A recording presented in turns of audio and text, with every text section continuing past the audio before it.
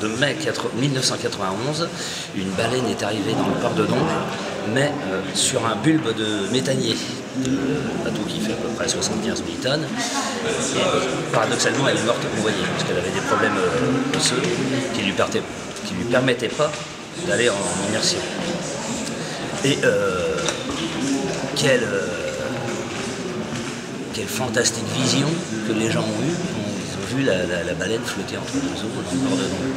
Le muséum a été appelé pour savoir ce qu'on pouvait en faire, soit la dynamiter au large, parce que ça commençait à rentrer en putréfaction, vous imaginez les odeurs, ou de conserver une partie de squelette.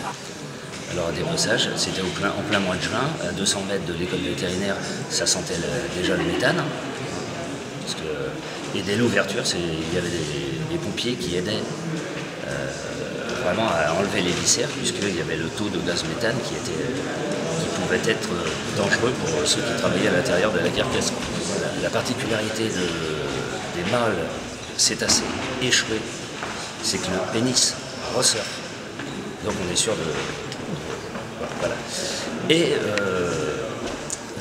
le professeur Costu a demandé à ses élèves de première année de découper le pénis pour en récupérer l'os pénien. Voilà. Mais le gros problème, c'est que l'os pénien, ça n'existe pas. Voilà. Le 1er avril 95, vous imaginez, mai 91, l'échouage, et avril 95, le montage par la structure autoportante qui est au-dessus de nous.